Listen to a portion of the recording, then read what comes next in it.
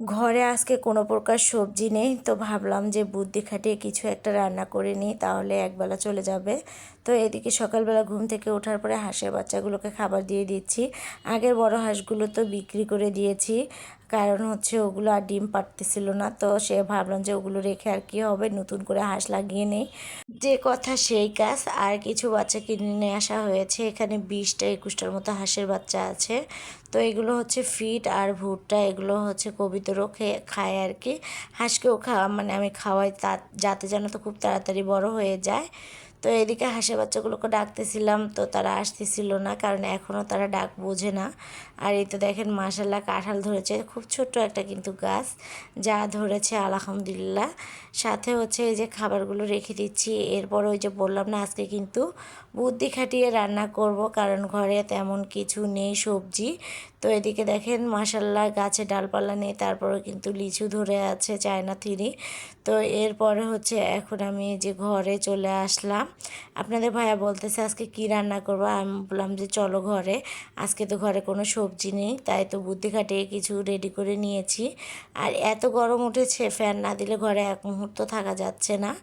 আর এই তো হচ্ছে কি রান্না করব দেখেন, এখানে যে ডাটা আলু কেটে নিয়েছি, কচি ডাটা, সাথে মসুর ডাল, এটা দিয়ে একটা সবজি রান্না করব। তো আপনারা দেখতে থাকেন এই ডাটা আলু মসুর ডাল দিয়ে কীভাবে আমি সবজিটা রান্না করি। এরকম একটা সবজি কিন্তু গরম ভাতে থাকলে আর কিছুই লাগে না, সাথে একটু যদি থাকে ভর্তা। তো আমি এদিকে যে শুকনো মরিচ ভেজে নিচ্ছি ভর্তা বানানোর জন্য, আলুর ভর্তা বানাবো। আর ওই সবজির সাথে কিন্তু আলুর ভর্তা থাকতেই হবে, নয়তো একদম ভালো লাগবে না। আর আজকে না আসলে মাছ মাংস কোনো কিছুই ঘরে নেই, কয়েকদিন থেকে বাজার করাই হচ্ছে না, অনেকটা ঝামেলার মধ্য দিয়ে পার করছি আর কি। তো এখন আমি রসুন পেঁয়াজ কাঁচামরিচ এখানে দিয়ে দিলাম। তো দিয়ে দেওয়ার পরে হচ্ছে এগুলো একটু আদা ভাজা করে নেব। তো এগুলো বেশ কিছুক্ষণ ধরেই ভেজে নিচ্ছি। আর এই তো দেখেন এখন দিয়ে দেবো ফোড়ন, মানে পাঁচ ফোড়ন আর কি। তো পাঁচ ফোড়নটা দিয়ে দেওয়ার পরে দিয়ে দেবো আদা রসুন বাটা, খুবই সামান্য কিন্তু দিয়ে দিচ্ছি। এরপরে দিয়ে দেবো হলুদের গুঁড়া, এরপরে দিয়ে দেবো হচ্ছে স্বাদ মতো লবণ। তো আমাদের বাড়িতে কিন্তু লবণ মানে খুবই কম খায়, তার জন্য আমি কম করে দিয়ে দিলাম। আর দিয়ে দিলাম ধনে গুঁড়া, দিয়ে কিন্তু একটু ভেজে নেব। এরপরে হচ্ছে কিন্তু আমি মসুর ডালটা দিয়ে দেব। তো আমি যেভাবে রান্না করতেছি আপনারা চাইলে কিন্তু এভাবে ডাটা আলু মসুর ডাল দিয়ে রান্না করে খেয়ে দেখতে পারেন, অনেক টেস্টি হয়। তো এখন হচ্ছে আমি মশলার মধ্যে হচ্ছে মসুর ডালটা দিয়ে দিলাম। তো দিয়ে দেওয়ার পরে হচ্ছে মসুর ডালটা একটু নেড়ে চেড়ে নেব। নেড়ে চেড়ে নেওয়ার পরে হচ্ছে সবজিগুলো দিয়ে দেব।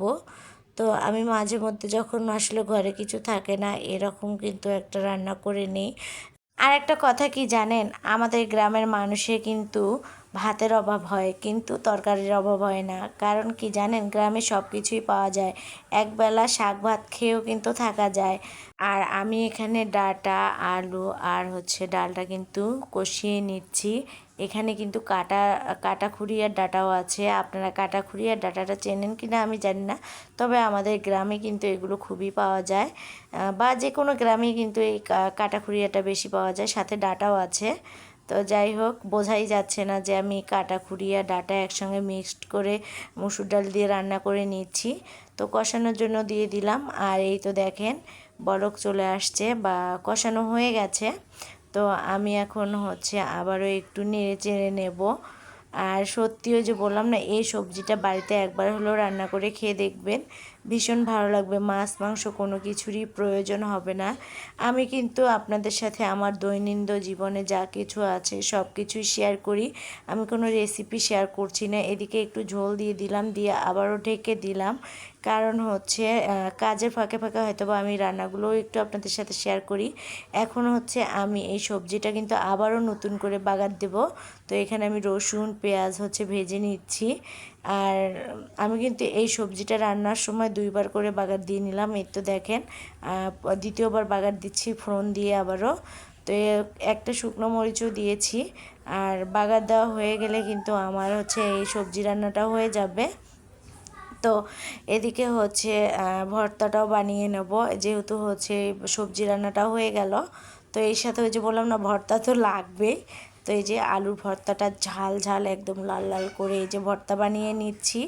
তো আজকে হচ্ছে একবেলা এটা দিয়ে চালিয়ে নেব। তো এই তো আমার রান্না বান্না কিন্তু শেষ। এই তো রান্না শেষ। তো ঘরে কিছু না থাকলে একবেলা কিন্তু এভাবে চালিয়ে নেওয়া যায়। তো সেটাই আপনাদের সাথে শেয়ার করলাম। এই যে ডাটা আলু দিয়ে মসুর ডাল রান্না, সাথে আলু ভর্তা, এটা হলে কিন্তু আজকে আমাদের একবেলা চলে যাবে। তো সবাই ভালো থাকবেন, সুস্থ থাকবেন। আজকে এই পর্যন্তই। আল্লাহ হাফেজ।